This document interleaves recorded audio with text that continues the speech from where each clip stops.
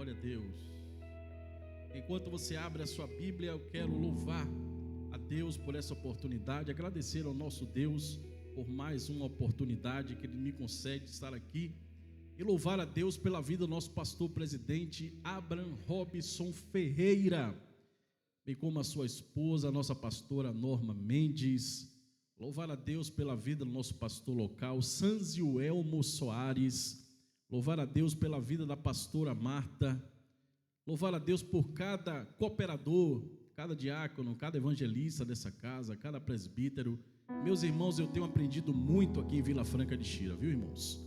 É uma casa que a graça de Deus está derramada aqui nesse lugar, amém, irmãos? Eu também quero cumprimentar você que está em casa, que nos assiste através da rede CMA. Deus abençoe você e toda a sua família. Deus abençoe os meus amigos, parentes, irmãos ali em Salvador. Deus abençoe minha sogra, minha mãe. Deus abençoe. São pessoas que estão nos acompanhando, viu, irmãos? Estão orando por Vila Franca de Xira, estão orando pela DEF, estão orando para que Deus cada vez mais continue nos abençoando, como Ele vem nos abençoando, em nome de Jesus. Culto da família, eu tenho uma palavra para você, inspirada pelo Espírito Santo de Deus. Vocês já acharam já? Lucas capítulo 15, vamos ler a partir do versículo 4. Lucas 15, versículo de número 4. Diz assim a palavra de Deus. Deus abençoe, meu irmão. Que homem dentre vós, tendo 100 ovelhas e perdendo uma delas, não deixa no deserto as 99 e não vai após a perdida até que venha a achá-la? Agora versículo de número 8. Ou qual a mulher que tendo 10 dracmas, se perder uma dracma, não acende a candeia e varre a casa e busca com diligência? Agora, para finalizar, o versículo 24. Porque esse meu filho estava morto e reviveu, tinha se perdido e foi achado, e começaram a alegrar-se. Se eu fosse dar um título, um tema para essa lição, o professor pregando, eu vou pedir muita paciência para vocês, porque é um professor pregando, então enquanto eu prego eu ensino, mas Deus falará em nome de Jesus. Se eu fosse dar um tema para essa mensagem, seriam os 4 pilares. Glória a Deus, glória a Deus, amém? Mais um pouquinho de retorno aí, eu gosto do retorno. Amém, meus irmãos? Se eu fosse dar um tema, seriam os 4 pilares e a festa no céu. A Bíblia ela tem uma interpretação só, irmãos, mas a Bíblia tem várias aplicações. A Bíblia interpreta a própria Bíblia. Eu acredito que várias vezes você já ouviu sermões, eu já preguei inclusive diversas vezes aqui em cima dessas 3 parábolas, e certamente você também já ouviu várias vezes, várias ministrações, várias aplicações sobre essas 3 parábolas. Mas hoje eu trago um ângulo diferente dessas 3 parábolas. Eu trago um ângulo diferente porque o meu referencial é Jesus. E Jesus era um homem que passava uma boa parte da sua vida fazendo, sabe o quê? Contemplando, pastor Denilson, contemplando a natureza, calmo, sereno, tranquilo. E Ele está aqui nesta noite te contemplando, me contemplando. Ele está aqui nesta noite contemplando a sua igreja. A vida de Jesus era uma contemplação. Ele contemplava a natureza, contemplava os animais e, além do mais, Ele observava os hábitos e o comportamento do ser humano. Jesus observava tudo do ser humano. E sabe o que Ele fazia? Ele registrava. Tudo Ele copiava. Tudo. Jesus sabe tudo do homem, irmãos. E a forma que ele expressava essa observação era através das parábolas. Ele não falava sobre os hábitos, sobre os comportamentos, ele transformava tudo isso em parábolas. Para a multidão ele falava em parábolas, mas para os discípulos ele fazia uma tradução de cada parábola. Porque Jesus, com os que amam a ele, ele fala em secreto. Ele revela o seu segredo para aqueles que ele ama. Eu lembro no último culto que nós tivemos aqui de doutrina e ensino sobre justamente os 4 pilares. Eu quero até parar aqui para convidar você terça-feira a estar comigo, a estar conosco. Toda terça-feira tem sido uma bênção aqui o nosso culto de doutrina. E não só o culto de doutrina e ensino, como também a nossa EBT. Venha, irmãos, Deus tem falado poderosamente aqui conosco. Mas voltando aqui para a lição, meus irmãos, a vida de todo homem, ela orbita em 2 eixos e 4 pilares. Quais são esses 2 eixos? O céu e a terra. Nós vivemos com a nossa mente, a nossa atenção aonde? No céu, em Deus. A Bíblia diz que se já ressuscitaste com Cristo, buscai as coisas que são de cima. Mas nós também temos que viver. Nós temos que ter a mente em Deus, mas os pés aonde? Na terra. Não é isso mesmo, meus irmãos? Mas nós temos 4 pilares. Todo ser humano tem esses 4 pilares. Eu quero que você anote comigo, se você puder. O primeiro pilar, trabalho. O segundo pilar, finanças. O terceiro pilar, família. E o 4º pilar, celebração. Todo mundo precisa trabalhar. Todo mundo precisa de finanças. Todo mundo precisa de uma família. E todo mundo precisa celebrar. Jesus nunca restringiu a celebração. Pelo contrário, Jesus se alegra quando seus filhos se alegram. Ele se alegra, irmãos. Mas então vamos entender o que é que Jesus utiliza nessas 3 parábolas para exemplificar esses pilares. Na primeira parábola ele diz que o homem tinha quantas ovelhas? 100 ovelhas. Ele perdeu quantas ovelhas? 1 ovelha.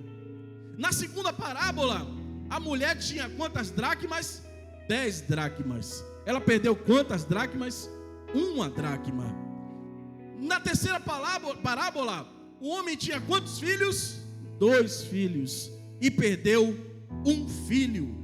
Então vamos analisar aqui comigo, irmãos, a primeira parábola. Abra de novo Lucas capítulo 15, versículo 4.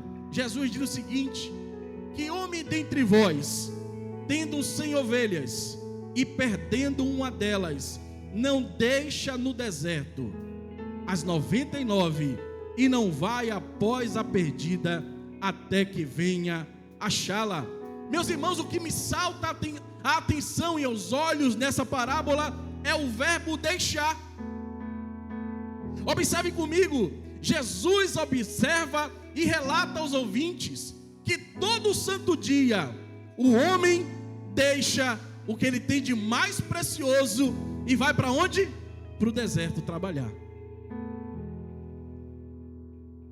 O detalhe do texto é que assim como o pastor de ovelha correu o risco de lobos, animais peçonhentos, sol escaldantes, em busca de uma fração do seu rebanho, assim também um homem todo dia pega autocarro cheio, comboio cheio, precisa bater metas, precisa alcançar objetivo, precisa suportar chefes, patrões, corre risco de acidente.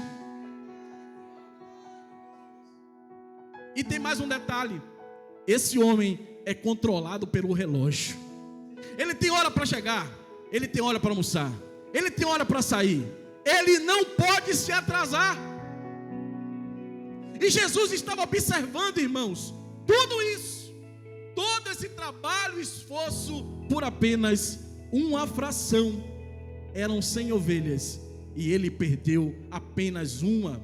Mas o homem de Deus, pastor Sânzio, mesmo sabendo que corre risco no seu trabalho, ele tem uma certeza, ele sai para o deserto, ele corre risco, mas ele sabe que Deus guarda a sua casa. Mas ele tem a certeza que é Deus que edifica a sua casa. Ele sabe que o filho vai para a faculdade, vai para o meio de lobos, mas Deus está protegendo o seu filho, mas Deus está protegendo a sua filha. Ele tem a certeza. O Salmo 127, versículo 1 diz: se o Senhor não edificar a casa, em vão trabalham os que a edificam. É Deus que edifica a sua casa, meu irmão.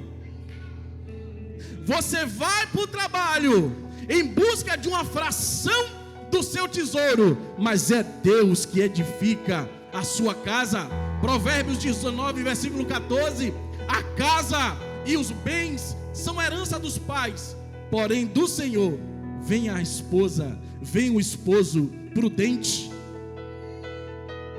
Salmo 127, versículo 3: eis que os filhos são herança do Senhor, e o fruto do ventre o seu galardão. Todo o maior tesouro que um homem possa ter em sua casa, quem deu foi Deus. O trabalho é apenas uma fração, meus irmãos. Ou seja, quem edifica, quem guarda a casa é o Senhor. O nosso trabalho é apenas a busca por uma fração. Mas nós vivemos hoje, sabe o que, irmãos? Uma inversão de valores. O maior tesouro do homem não é mais a sua casa nem a sua igreja. O maior tesouro do homem hoje tem sido, sabe o que? O seu trabalho. E a igreja e a família é apenas uma fração do seu tesouro. Porque ele não dedica mais tempo para a família e para a casa de Deus. O tesouro dele está onde? No trabalho. O Deus dele é o trabalho. Ele vive para trabalhar. Ele vive controlado pelo relógio e pelos homens. Deus não tem um senhorio da sua vida. Deus não tem um senhorio da sua casa. Mas vamos prosseguir. O segundo pilar, irmãos, é a finança. Jesus está dizendo, Jesus está chamando a atenção para os ouvintes sobre o versículo 8 do capítulo 15. Leia comigo. Olha só que coisa interessante isso aqui, irmãos.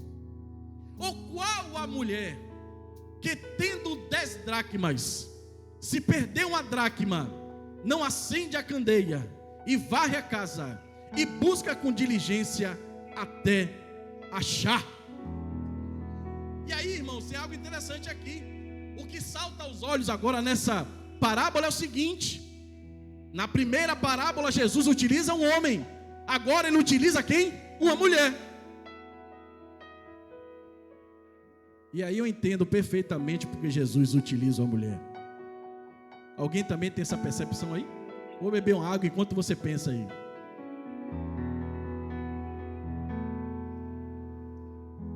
Por que Jesus usou a mulher e não um homem para falar de finanças? Por que a mulher, irmãos? Gestão do dia a dia. A mulher está mais envolvida nas despesas cotidianas. Supermercado, escola, contas da casa. O que mais? Mulheres tendem a ser mais cautelosas com risco e mais orientadas para a segurança. E isso leva a maior preocupação com o controle financeiro e a estabilidade. Eu tenho um exemplo na minha casa. Eu sou filho de pai e mãe separado. Minha mãe ficou com 4 para criar sozinha. E ela criou com muito esforço. E eu via o esforço, e eu via a correria que minha mãe fazia para sustentar 4 filhos. Cada centavo lá em casa, irmãos, tinha um peso de milhões. Ela saía catando os orçamentos dos mercados. Deixa eu ver quanto é que está o acém aqui. O acém aqui está tanto. O alface está aqui, está tanto. Ela controlava, irmãos. E várias foram as vezes que eu vi a minha mãe sem dormir direito, diácono Hernani Assunção, pensando como seria o dia de amanhã. É por isso que Jesus usou a mulher. Jesus está dizendo para os discípulos: olha, a mulher, claro que toda regra tem sua exceção. Eu não estou dizendo que todo homem é irresponsável. O homem é o chefe da família, mas a mulher é mais minuciosa, com recursos. As mulheres bradaram logo, né, irmãos? As mulheres vibraram logo, né, irmãos? Mas a segunda atitude talvez você não brade, porque Jesus fala de uma atitude racional. Por que uma atitude racional, pastor Landerson? Eu vou fazer uma pergunta para os irmãos: qual é o melhor momento, qual o melhor horário para se buscar um objeto, para procurar um objeto? De dia ou de noite? De dia ou de noite? A mulher estava procurando de noite, irmãos. E tem mais. A Bíblia diz que Jesus, olhando, ele diz, ela teve uma atitude irracional, porque ela ligou o candeeiro, e azeite naquela época valia ouro.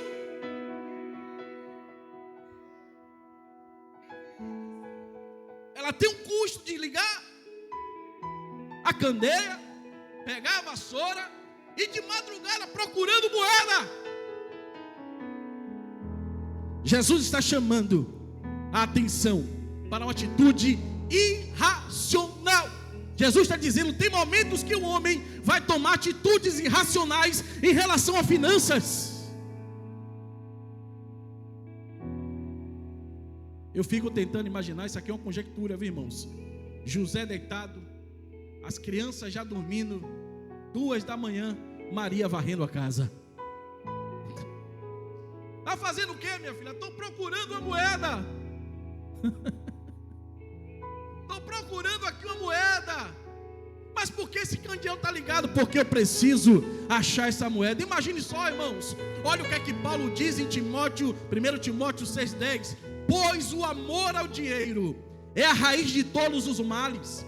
Algumas pessoas, por cobiçar o dinheiro, se desviaram da fé e se afligiram com muitos sofrimentos. Olha só um dado importante aqui, irmãos, sobre finança e divórcio.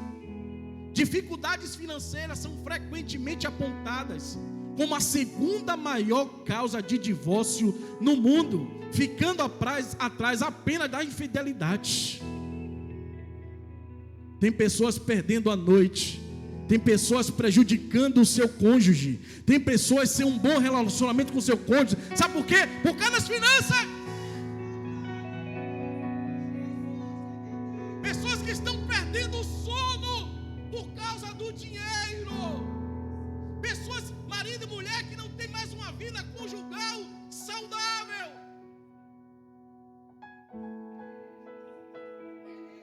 Porque a mulher está com a candeia acesa. A mulher não consegue mais dormir. Para dormir precisa tomar medicamento controlado, porque senão não dorme. E se toma medicamento controlado, perde o controle.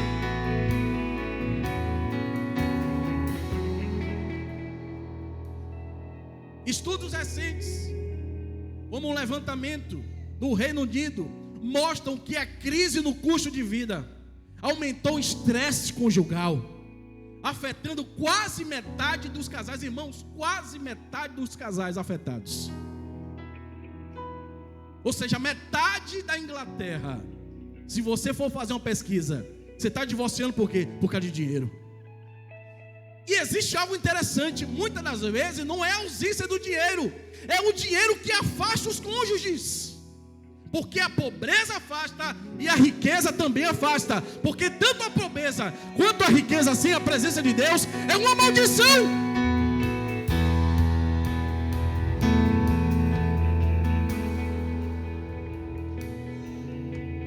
Por causa do dinheiro, pastor Wanderson Martins, o homem perde o sono. Quer que o homem perca o sono? Fique devendo a ele. Fique devendo a ela. Por causa do dinheiro, O homem trama homicídios. Por causa do dinheiro, o homem mente. Por causa de dinheiro, famílias são destruídas por causa de herança. Quem aqui nunca ouviu? Uma herança saiu e um irmão tramou a morte do outro.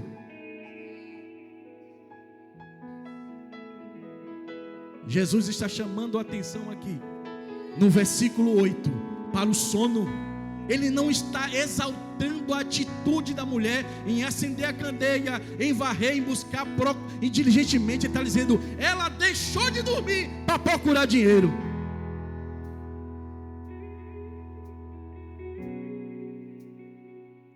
Por causa de dinheiro, amizades são destruídas. Não falo mais com ele. Usou meu cartão, comprou e não pagou. Não quero mais conta com ele. Quantas amizades destruídas, irmãos, por causa de dinheiro?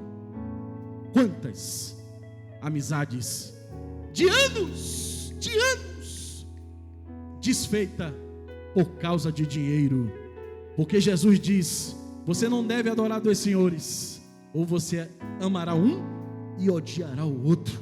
Você não pode amar a Deus e as riquezas ao mesmo tempo. Tem pessoas que adoram a riqueza, adoram o irmão Mamão, e tem crente que adora Mamão.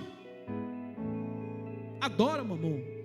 Eu dar dízimo, eu ofertar, o dinheiro é meu. Quem nunca ouviu essa frase? Mexa com tudo, mas não mexa com meu dinheiro. Quem nunca ouviu essa frase? Quem nunca ouviu essa? Eu perco um amigo, mas meu dinheiro não. Mateus 13, 22. Mas os cuidados desse mundo e a sedução das riquezas sufocam a palavra. Sabe o que acontece, irmãos? Quem tem preocupação excessiva com a riqueza, quem perde o sono por causa da riqueza, sabe o que acontece? Fica sufocado, nunca cresce na graça, sufoca. Foi Jesus que disse, a sedução pelas riquezas sufoca a palavra. Olha só que Mateus 6, 25 diz, por isso vos digo, não andeis ansiosos quanto à vossa vida, pelo que haveis de comer, ou pelo que haveis de beber, nem quanto ao vosso corpo, pelo que haveis de vestir. Não é a vida mais do que o mantimento, e o corpo mais do que vestiário? Olhai para os aves dos céus, nem semeiam, nem cegam, nem ajuntam em celeiro, e vosso Pai Celestial as alimenta. Não tem de vós muito mais valor do que elas? Por que você está preocupado? Por que você está perdendo sono por causa de moeda? Chegamos na terceira parábola, irmãos. Leia comigo, Lucas 15, versículo 24. Olha o que Jesus diz. Porque este meu filho estava morto e reviveu, tinha se perdido e foi achado, e começaram a alegrar-se. Aqui o que salta, o que Jesus ressalta, a verdade que ele ressalta é o seguinte: o homem sempre defenderá o seu filho, independente das circunstâncias. É ou não é? Quem é pai aqui? Tem pai aqui? Essa é uma verdade ou não é? Ó, o pai novo já levantou a mão ali, ó. Isso vai ser uma verdade da sua vida, viu? Vou repetir: o homem sempre defenderá o seu filho, independente das circunstâncias. Quem nunca presenciou uma mãe ou um pai discutindo, defendendo a sua cria na escola, na vizinhança? O menino todo errado, e a mãe na escola: meu filho é um santo. Foi o seu filho, não foi o meu filho não. Quem aqui nunca viu isso, irmãos? Jesus está ressaltando aqui essa verdade: o pai sempre defenderá o filho, independente da circunstância. O filho será sempre um santo. Eu conheço pais que reservam o quarto do filho divorciado. Meu filho está no terceiro divórcio, mas o quartozinho dele está guardado. Ele vai voltar a quarta vez, eu sei. Meu filho vai voltar. Tem pais que fazem isso, irmãos, porque é amor. Ou seja, uma vez filho, irmão, filho para sempre. O filho gastou toda a sua herança, saiu de casa, perdeu a sua identidade de filho, alimentou-se com comida de porcos, e ainda assim, o pai o recebeu de volta. O filho havia saído de casa, mas o pai ainda tinha a melhor roupa e o anel guardado. No mundo não existe o título ex-filho. Uma vez filho, filho para sempre. É essa a verdade que Jesus está ressaltando aqui. Eu conheço um amigo lá no Brasil chamado Cláudio. Cláudio é agente penitenciário. Eu converso com o Cláudio, mas confesso que às vezes não gosto de conversar muito com ele, por causa das notícias que eles trazem. Ele é um agente penitenciário, e ele me falou uma verdade. Ele falou: pastor, na penitenciária é o seguinte, quando a pessoa vai presa, o homem vai preso, no primeiro dia de visita, vai pai, mãe, irmão, irmã, cunhado, cunhada, toda a família, leva bolo, chocolate, leva tudo, sandália, leva tudo. Na segunda visita, vai pai, mãe, irmãos. Na terceira visita, vai só pai e mãe. Da terceira para frente, só vai a mãe. E às vezes, o pai. Mas a mãe nunca deixa de visitar o filho na cela, o filho presidiário. Porque uma vez filho, filho para sempre. Jesus está dizendo para nós: se você é meu filho, não importa o que você cometeu, eu tenho sempre uma roupa guardada, eu tenho sempre um anel guardado te recebendo, eu estou sempre de braços abertos te esperando. E por último, a celebração, irmão, já estou terminando por causa do horário. Em todas as parábolas existe algo em comum, todos celebram. O homem celebra com seus amigos o encontro da ovelha perdida, a mulher celebra com as amigas porque reencontrou a dracma perdida, e por fim, o pai celebra o retorno do filho que estava perdido. Em todos os casos, a celebração é maior do que o esforço. É ou não é, irmãos? A celebração é maior do que o esforço. Depois do culto, encontrar irmãos na igreja, depois ir ao McDonald's ao lado da igreja celebrar. É ou não é bom, irmãos? Hein, evangelista aí, Carlos Souza. Tem irmãos que fazem isso. Logo após o culto, eles vão aqui ao lado. Mas eles vão fazer o quê? Eles vão celebrar. Qual é a conclusão que o Espírito Santo ele traz para nós nesta noite, meus irmãos? Qual é o desafio e a pergunta que ele traz para nós? Será que somos capazes de corrermos os mesmos riscos, de aplicarmos os mesmos esforços, de aplicarmos o mesmo trabalho em busca das ovelhas perdidas da casa de Deus? Será que aquele mesmo esforço que você aplica no trabalho, estamos dispostos a aplicar na casa de Deus, para buscar as ovelhas perdidas da casa de Deus? E aí tem um desafio para você e para mim nesta noite. Você trocaria as suas férias por uma viagem missionária?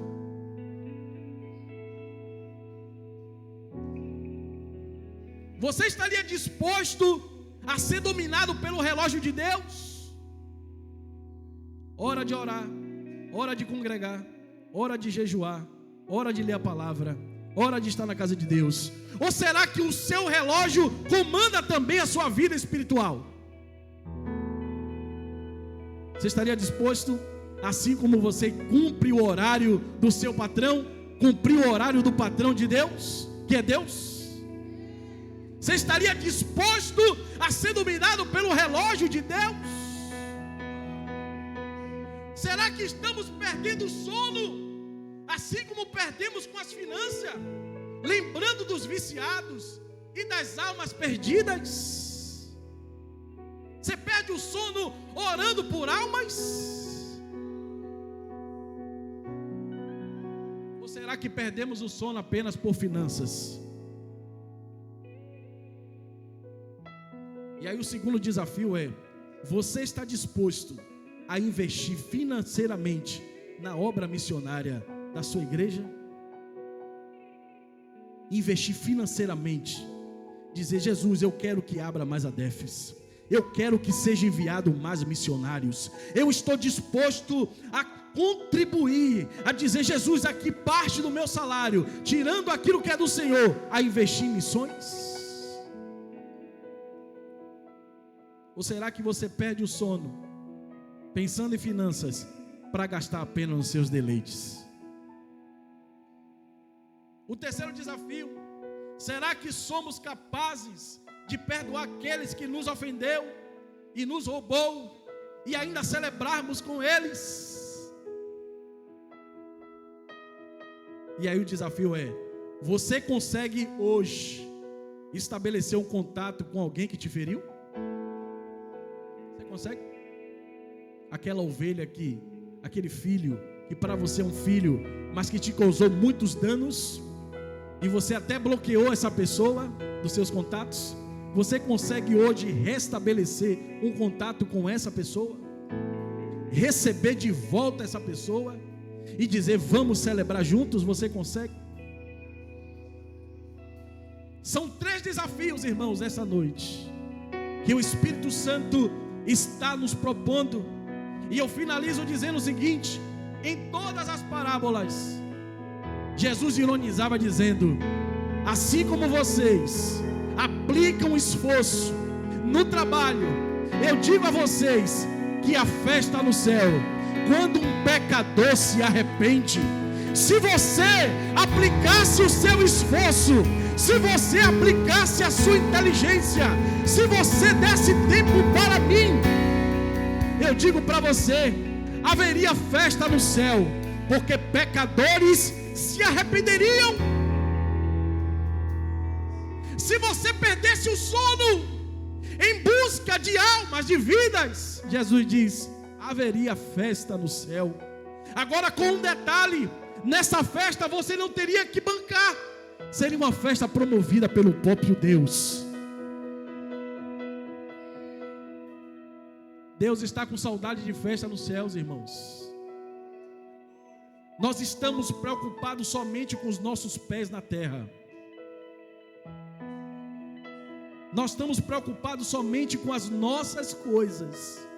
Mas o Espírito Santo de Deus nos convida nesta noite a termos uma atitude inteligente e não uma atitude irracional. Jesus quer que você perca o sono, mas por amor às vidas. E aqui existem pessoas que estão se tornando escravas. Irmãos, Deus não fala à toa, irmãos. Escravas do seu trabalho. Deixa a casa de Deus para depois. Eu vou lá no domingo, bato ponto, o pessoal me vê, eu vou embora. Eu não preciso ir na terça, eu conheço a Bíblia toda. Eu não preciso ir na quinta, eu não tenho enfermidade, a minha conta está cheia.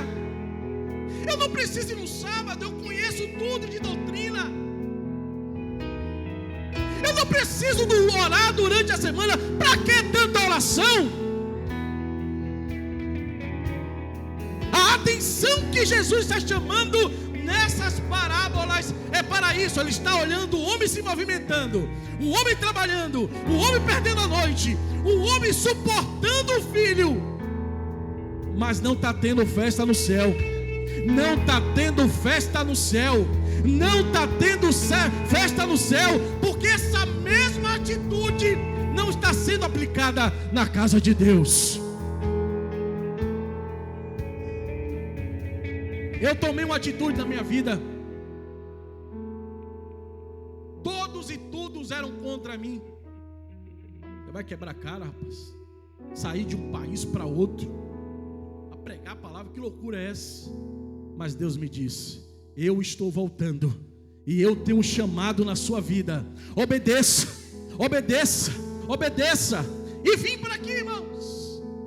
E cada dia que passa, eu vejo o que Deus está fazendo na minha vida, na vida da minha esposa, na vida dos meus filhos. Meus irmãos, vale a pena servir a Deus, vale a pena entregar-se plenamente na casa de Deus. Eu queimei os carros. Tem pessoas que dizem assim: será que ele queimou o carro mesmo?